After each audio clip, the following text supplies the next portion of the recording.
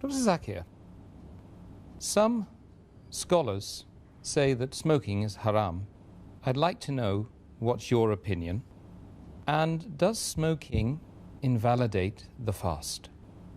As far as smoking is concerned, several years before, when science hadn't advanced that far, most of the scholars used to say that smoking is makruh.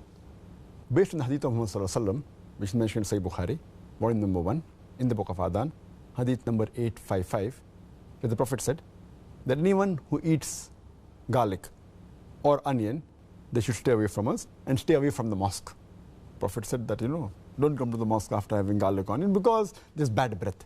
When you are smoking, the breath is worse than onion or garlic.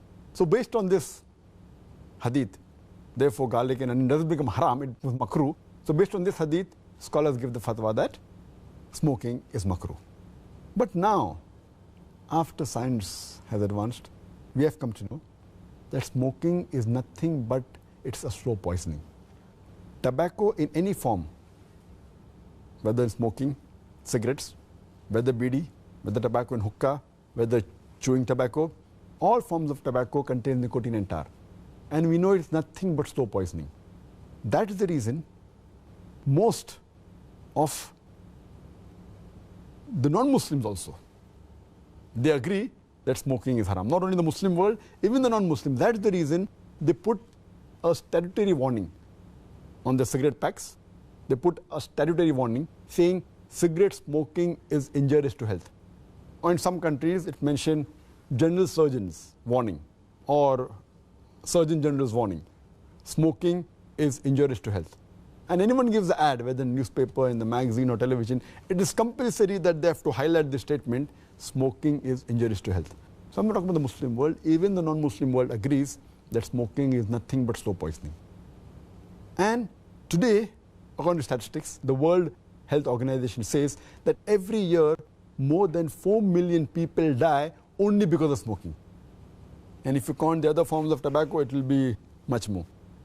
And today medical science tells us, and even I had learned when I was doing my medicine in the medical college, that more than 90% of the lung cancer deaths are only due to smoking, whether cigarette or bidi or whatever it is. 25% of the cardiovascular deaths are only because of smoking. 70 to 75% of bronchitis and related deaths are only because of smoking. Smoking is nothing but slow poisoning.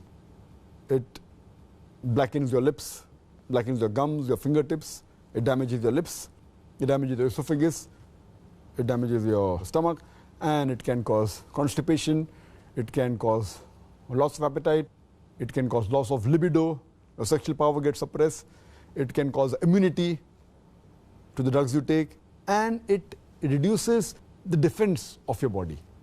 And you can only give a talk on why smoking is haram, and I've given a talk on dietary laws in Islam, and I've covered this topic in detail. Time doesn't permit me here. But based on all these various research, there are today more than 400 fatwas. The majority of the scholars, they agree that smoking is haram, and all form of tobacco is haram. There may be certain scholars of certain countries, including this country where I come from, India, they say it is makruh yet.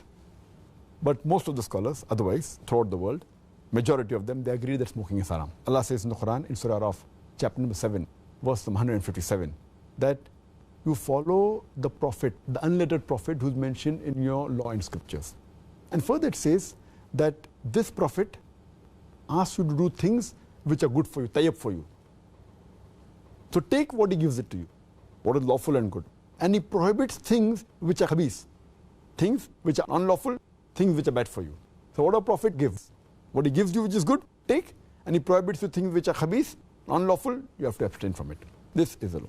And Allah says in the Quran, in Surah Baqarah, chapter number 2, verse number 195, make not your own hands the cause of your own destruction, indicating that do not kill your own self. Because smoking is nothing but slow poisoning, it comes under this category, something like suicide. Slow poisoning, every puff you take, you reduce your life. So based on this, there are more than 400 fatwas saying that smoking is haram. And furthermore, this is one of the major reasons why it's haram. Furthermore, Allah says in the Quran, in Surah Araf, chapter number 7, verse number 31, eat and drink, but do not be extravagant. Allah says in Surah Isra, chapter number 17, verse number 27, that do not be extravagant, do not be a spendthrift. For verily, a person who is a spendthrift is a brother of the Satan, is a brother of the devil. And we know that when we smoke, it's nothing but extravagance. It's nothing but taking a pound note or a few pounds, or taking a dollar note, the green dollar bill, or a pound, and lighting up with fire. When we smoke, when we light the cigarette, it's nothing but burning money, whether it be rupees, whether it be dollars, whether it be pounds, whether it be riyals. It's nothing but extravagance, which is haram in Islam. And you can give a list of reasons why it's haram. But just to cut it short, one more reason, that you cannot harm your own neighbor. You cannot harm your own brother. And in smoking, when you exhale out the smoke, it causes more damage to your neighbor. Passive smoking is more dangerous than active smoking. When the person who smokes, when he exhales out, if the person who's a neighbor inhales the smoke, it causes more damage to him than the person who smokes. That's the reason many countries like Singapore, etc., they've banned smoking in public places. In your personal house, you can do it. In public places, in government places, smoking has been banned. So based on this, it's haram. So smoking is haram.